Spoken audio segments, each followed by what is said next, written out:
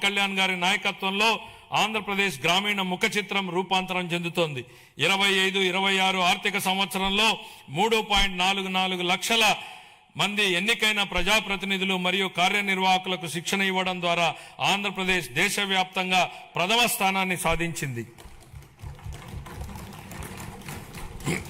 August 15, 2019 నుండి 24-25 వరకు అమల్లో ఉన్న జల్ జీవన్ మిషన్ కింద గత ప్రభుత్వం మొత్తం 26,824 కోట్ల రూపాయల ప్రాజెక్టు వ్యయంలో కేంద్ర భాగస్వామ్యం లభించిన నిధుల్లో కేవలం 2,255 కోట్లను మాత్రమే వినియోగించింది.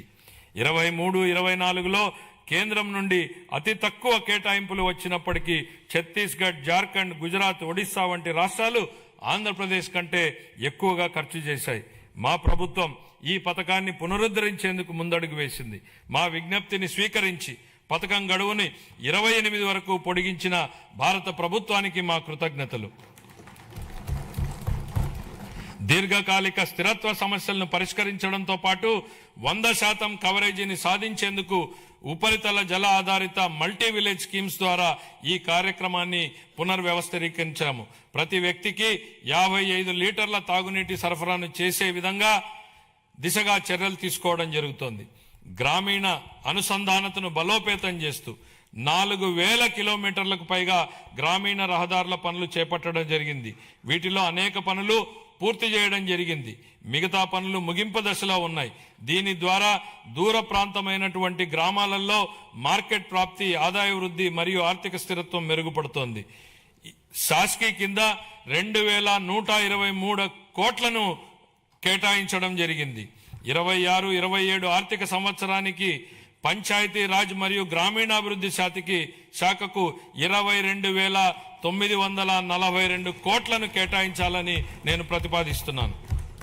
పర్యావరణం, అటవీ, విజ్ఞాన శాస్త్రం, సాంకేతిక శాఖ 2019-20 మధ్యకాలంలో పరిపాలనా వైఫల్యాల కారణంగా ఎర్రచందనం అక్రమ రవాణా, అక్రమ గనుల తవ్వకం, అటవీ భూముల ఆక్రమణ వంటి ఘటనలు చోటు చేసుకున్నాయి. ఆంధ్రప్రదేశ్ను హరితాంధ్రప్రదేశ్గా తీర్చిదిద్దడం మా లక్ష్యం. 2030 నాటికి 37% మరియు 47 నాటికి 50% పచ్చదనం సాధించే దిశగా అటవీ సంపదను స్థిరంగా నిర్వహించడం, ఎడారీకరణను ఎదుర్కోవడం వంటి చర్యలను అమలు చేస్తాం. వ్యూహాత్మక పర్యావరణ రక్షణ వలయంగా green cover wall of Andhra Pradesh ను అమలు చేయనున్నాం. 26-27 ఆర్థిక సంవత్సరానికి పర్యావరణం, అటవీ, విజ్ఞాన శాస్త్రం, సాంకేతిక శాఖకు 714 కోట్ల రూపాయలను కేటాయించాలని నేను ప్రతిపాదిస్తున్నాను. పట్టణాభివృద్ధి అమృత్ 2.0 పథకం కింద 111 పట్టణ స్థానిక సంస్థల్లో మొత్తం 506 ప్రాజెక్టులు అమల్లో ఉన్నాయి. అదనంగా UIDF, AIB సహకారంతో చేపట్టినటువంటి ప్రాజెక్టులు కూడా పురోగతిలో ఉన్నాయి. ఈ ప్రాజెక్టులన్నింటికీ 2027 డిసెంబర్ నాటికి పూర్తి చేయాలనే లక్ష్యంతో ముందుకు సాగుతున్నాం.